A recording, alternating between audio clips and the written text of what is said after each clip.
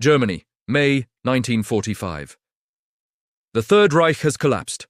The war in Europe is technically over. But in the shadows of the smoking ruins, a new war has already begun.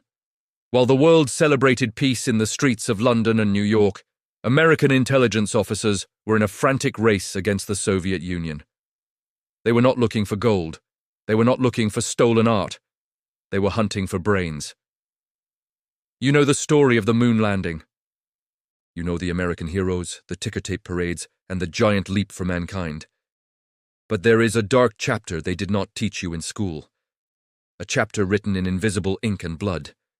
The rockets that took America to the stars were built by the same men who built the weapons that leveled London. This is the story of how the US government hired their enemies. This is Operation Paperclip. To understand why this happened, you have to understand the fear that gripped the Pentagon in 1945. The American military realized a terrifying truth. The Soviet Union was capturing German technology at an alarming rate.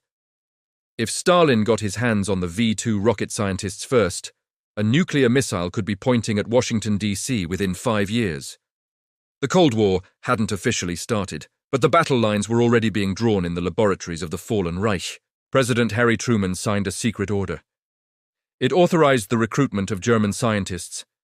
But Truman, aware of the moral implications, included a strict condition.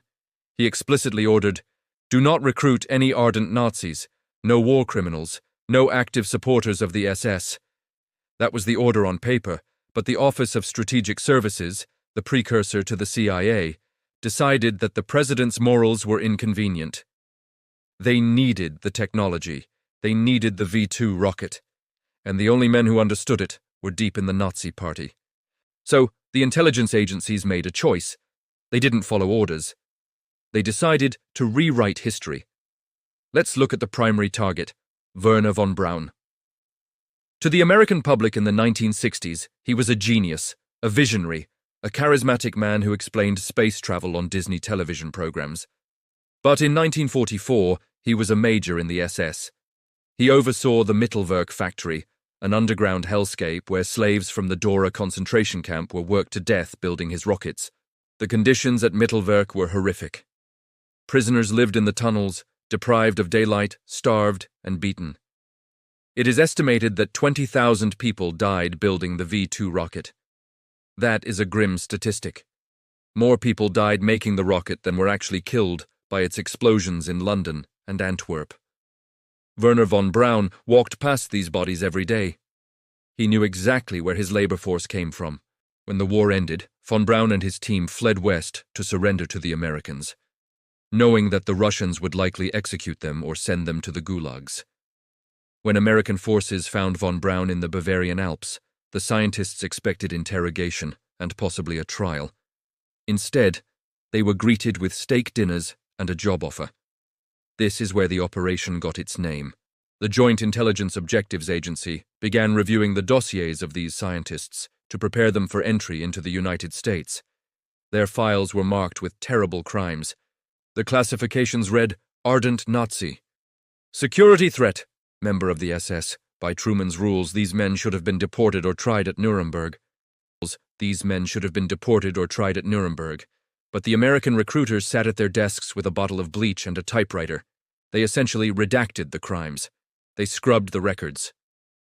They removed the evidence of party membership and war crimes. And to mark the files that had been sanitized for transport to the USA, they attached a simple paperclip to the folder. That paperclip was the signal. It meant, "Don't look too closely at this man's past." That paperclip was the difference between a hangman's noose and a suburban life in Alabama. 1,600 scientists, engineers, technicians. They were smuggled into the United States. They were moved to Fort Bliss, Texas, and later to Huntsville, Alabama. They were given new lives. The U.S. government kept their past a secret from the American public. Imagine this scenario. Your neighbor is a polite engineer working for the army. He brings apple pie to the block party. He coaches the local science club. But 5 years ago, he was supervising slave labor in an underground tunnel in Germany.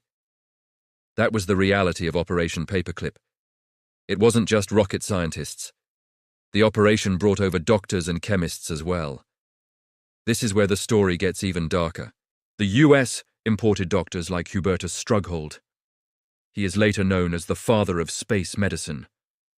But in Germany, his subordinates had conducted freezing experiments on prisoners at Dachau, submerging them in ice water to see how long it took for them to die, supposedly to help Luftwaffe pilots survive crashes in the ocean.